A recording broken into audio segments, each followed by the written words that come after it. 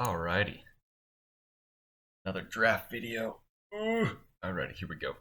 Um, Today we're gonna be going over why I was so terrible last year in fantasy football.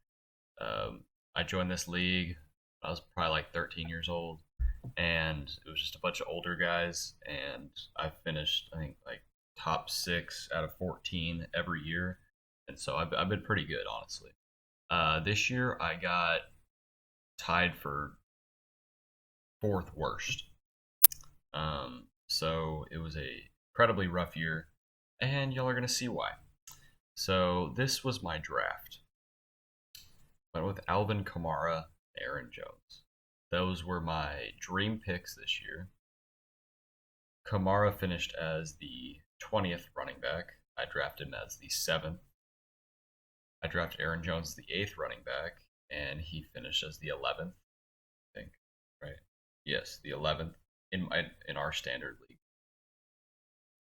So right off the bat, I had my top two picks not hit their ADP. Alvin Kamara wasn't even close. Aaron Jones was borderline. He was just a little beat up, but he still had a pretty. He was an RB 1 year, so I can't complain too highly about that. But then the next pick, Cortland Sutton, was my first receiver. I don't know what pick or receiver like number I drafted him at. Probably at least top 15. He ended as the 44th receiver. That pick right there, as well as Alvin Kamara, destroyed any chance I had. My number one pick was terrible. He had one good game, which kind of balanced out his numbers. But if you get rid of that one game, oh, Kamara was just horrible. Their coach did not use him well. Um, so that sucked. And then Cortland Sutton with the whole Denver crap was just horrendous. So yeah,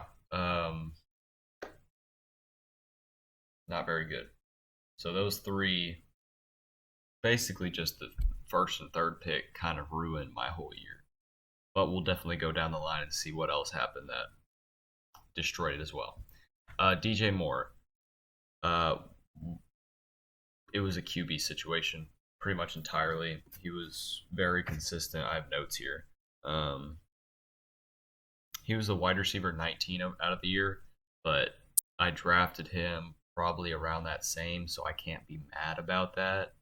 But I thought he was going to take a step, but he didn't. Next pick, my easily my best pick of the draft, Amon Ra. He finished as the 10th best receiver in our league. And I drafted him as like the 20 something, and so that was great pick of the year for me. But it didn't do enough because um, I'm pretty running back heavy in general for standard. So I went with Rashad Penny, so I had three running backs in the first six picks. And whatever, 2021, the last five games, he was like the RB1. And so I was like, hey, it's a six-round pick right here. And so I had to shoot a shot for that, even though they were drafted Kenneth Walker and stuff. I was like, hey, if I can get a top five running back at the sixth spot, fantastic. He was doing pretty decent, and then he broke his freaking fibula. He broke his leg. So yeah, that was kind of that right there. So I didn't hit on one, two, three, four of my top six picks didn't beat their ADP. Sorry, five. Five of them didn't hit their ADP. So that freaking sucks. I mean, I'm on Raw, but like if you have five that just don't even get close, some were close to ADP, but some were just incredibly far off. Then another great receiver pick, Ayuk. Brandon Ayuk was really good this year. Um, Purdy loved him a lot. So like during the end of the year, I'm like, woohoo! Still not gonna make the playoffs, but I'm doing decent now. Um, but yeah, I it was weird. I kind of just hit on a little bit later receivers. I'd say mid round, but I think that has to be a strategy. I'm gonna have a way different strategy this year because the next two picks will tell you why. I had Matthew Stafford and Irv Smith. Neither were on my team at the end of the year. Um, so yeah, Stafford coming off, I think he was a top 6 quarterback in the league the year prior when they won the Super Bowl. Then he just had a lot of injuries this year. Not really his fault. Then Irv Smith, everyone was hyping him up, stuff like that, until Hawkinson came to town and there was nothing I could do. Jalen Tolbert, that was a shot in the dark rookie. Excuse me. And so that was just a horrible pick. There's no reason to take a rookie receiver in like any round. Rookie receivers are rarely good, even the ones that are drafted in the first round, let alone wherever Jalen Tolbert was taken. Then I got the little bright spot. I got the number 1 defense in the Patriots. They're always insanely good for some reason. So I pretty much always go with the Patriots. And then weird thing, I thought Evan McPherson was like a really good kicker because like there'd be weeks be like, hey, 15 and stuff like that. But then looking back, he was the 20th kicker in points per game. So I just need to pay more attention because I thought he was a top 10 kicker and nope, not even close. So missed on that one as well. So and then I chose Baker and Khalil Herbert. Khalil was decent. Baker was off my team very quickly. I'll switch over to my team that I finished with at the end of the year, right here. So I finished with Geno Smith. So that was an incredible pickup. He finished as a top 5 quarterback in our league. Picked up Donta Foreman. He was pretty decent actually for just a random waiver wire pickup. I have 2 rookie tight ends that I finished with, Cade Otton and Trey McBride, which was just pathetic. Sure. Goodness, sorry, I'm tired. So yeah, those couple of things just absolutely wrecked me because I mean I actually had a pretty decent wide receiver core. I had 3 in the top 19, which is very good statistically for a 14-team league. But not having a full quarterback the whole year, I didn't get Geno till maybe week 6 or 7, and I did terrible. I was like 1-5, and so it was really hard to come back for that. And then as well as my running backs just kind of crap in the bag, and then having literally no tight end. I had so many 0-point tight end weeks. It was awful. Then having McPherson, who I thought was a great kicker, was the 20th best. So the combination of those things just ruined my team. I've always been really good at picking up waiver wires. Like I got Geno. Whatever. The year prior, I had Justin Herbert. I'm really good at picking waiver wire, I guess, quarterbacks for some reason. But I need to change my strategy. So I'm picking either 4th or 5th this year. These are some of my notes I have. I look back. Our people in our league are kind of funky, I guess I'd say, as they draft. So I was just doing little stat lines because if I'm at 4th, I'll be picking 4th, 25th, and 32nd. Those are my top 3. There will be 13 running backs taken before the 25th pick. So I cannot take a receiver first. I just can't do that. I have to take a top running back. And at the moment, I'm looking at Bijan, Henry, and Chubb as the 4th because odds are McCaffrey, Eckler, I don't know, maybe someone else will be taken. So I need a top 5 running back 100% because, I mean, we're in a non-PPR league, so receivers just aren't quite as good. And plus, there's 13 running backs taken before pick 25 and only 6 receivers taken before pick 25, meaning I need to take after, right? Or take a receiver in the 2nd round. So at the moment, it's going to be like either A.J. Brown or Waddle.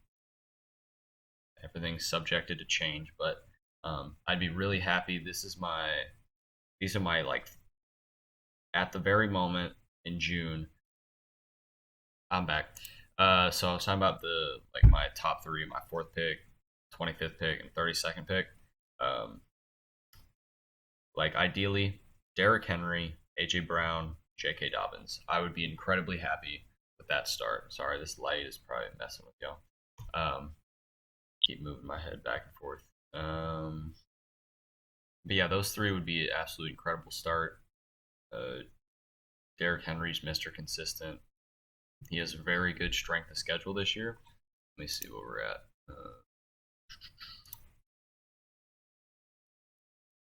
Yeah, my man's got a 4-star strength of schedule, so that's a big thing you need to look at. Very happy about that. Um, so yeah, I honestly need to take running back at the fourth spot, receiver at 25th spot, and then another running back at 32nd because the next pick I'll have is 53rd, which is nearly 20 picks later, and I can't wait to take a running back there because there's dead zone for sure for running backs there. So I need to get 2 running backs and a receiver within the first 3 rounds. I don't think I'll sway from that because I'm not going to take a quarterback in the first 3 rounds. I just won't. But ideally, I want to in the 4th and 5th rounds, which I'm picking at 53rd and 60th.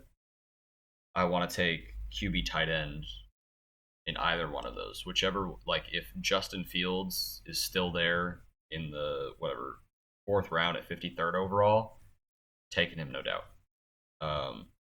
And then if like maybe Burrow or Lamar's there, I'd be fine taking them as well. But that's that. And then 5th, whatever, my 5th round, 60th overall, I want to take a tight end because every single year I don't take a good tight end, and it just bites me in the butt. If you don't get a good tight end, you'll just, unless you pick up a crazy waiver wire, you'll suck at the tight end position. But my little hack this year is just taking Taysom Hill. That's it. He was picked in the 10th round of our league last year, and he finishes the tight end 2. So if I can get a at least top 5 tight end, all right, even if he's having major regression, I can get a top 5 tight end in the 5th round. I think that's absolutely incredible. Man can score 40 points in a week and win your week. All right. Some days he'll have 0 points, but like, I don't know. I think it's worth it. It's just, I think that's a no brainer. And there's a lot. I'm not really too high on a lot of the other tight ends in that range either, because the top 4 will be gone. And unless like I could not take Pitts. But I would take Goddard or Waller if Taysom was already taken. I'd be fine with that. I don't know how I'd lean towards because Waller has a higher upside, but Goddard has a very, very high ceiling. So it just depends. But either one of those 3 guys, ideally Taysom Hill, but either one of those 3, I'd be pretty happy with. So yeah, that's kind of my look back at my 2022 season, which was an absolute failure. It's the first time I had never made the playoffs in a fantasy league, so that sucked. But I'm really excited about this year, and I'm gonna have way more videos coming out. So yeah, stay tuned. Let me know what you think. You had a similar year or anything else I can learn from this, let me know. But besides that, let me know any video ideas you'd like me to do. Just a ginger telling his story and what he thinks about football. So whatever that's worth. Subscribe and like the video. I'll see y'all next time. Bye. Unless it's not gonna